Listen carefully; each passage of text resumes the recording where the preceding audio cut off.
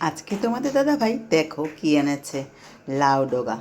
আর এই কচি কচি লাউয়ের পাতাগুলো দেখে আমি কিন্তু থাকতে পারলাম না, ভাবলাম কিছু একটা রেসিপি করা যাক। কী রেসিপি করবো এমন সময় দেখি একটা চিংড়ি মাছ আলা যাচ্ছে, চিংড়ি মাছ করতে করতে বাড়ির উপর দিয়ে। তা ভাবলাম ঠিক আছে, তাহলে একটু চিংড়ি মাছও নিয়ে নিই। আর এই চিংড়ি মাছগুলো কিন্তু আমি কিনেছি। চিংড়ি মাছ আর লাউ পাতা দিয়ে আজকে ভাবছি একটু ভাপা করে দেখি কেমন লাগে।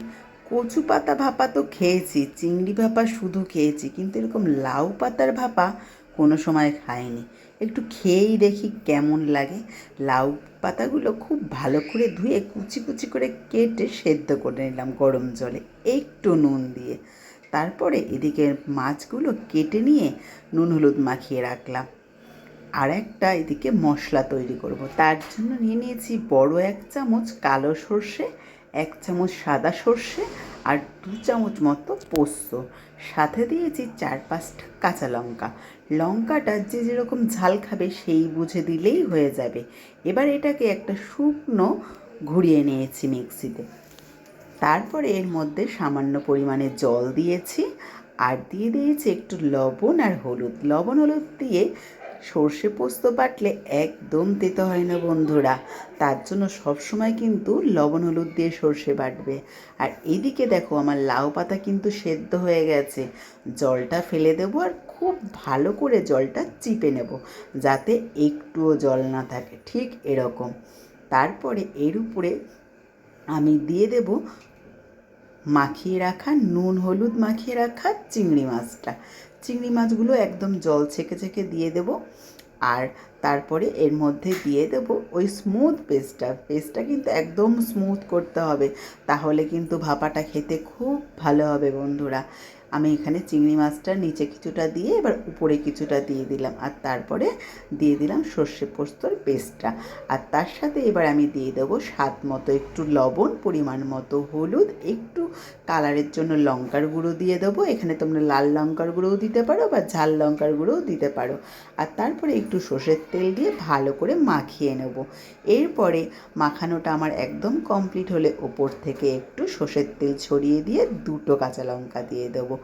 দিয়ে তারপরে কিন্তু আমি এবার এটাকে ভাপে দিয়ে দেবো। এটা তোমরা জলের উপর যে কোনো পাত্র বসিয়ে তার উপরেও টিফিন কারিটা বসিয়ে দিতে পারো, বা আমি যেভাবে করেছি সেভাবেও করতে পারো। আমি কিন্তু এখানে প্রেশার কুকারের মধ্যে ভাপে দিয়ে দিয়েছি, যাতে একটু তাড়াতাড়ি হয়। ঝটপট করার জন্য হাতে টাইম কম ছিল, তার জন্য কিন্তু আমি এখানে প্রেশার কুকারে দিয়ে দিয়েছি। আর প্রেশার কুকারে 2টো সিটি মারলেই কিন্তু ভাপাটা একদম রেডি। মানে কি বলবো বন্ধুরা, এত সুন্দর ভাপাটা খেতে হয়েছে যে তোমরা না খেলে বুঝতে পারবে না। দারুণ দারুণ টেস্ট হয়েছে। যখনই ভাপাটা খুলেছি টিফিন কারিটার থেকে একটা দারুণ গন্ধ বেরিয়েছে। আর যখন ভাত দিয়ে মেখে খাচ্ছি, মানে গরম গরম ভাতে কান মাথা একদম ঝাঁঝিয়ে যাচ্ছে, এতটাই ঝাঁঝ হয়েছিল বন্ধুরা।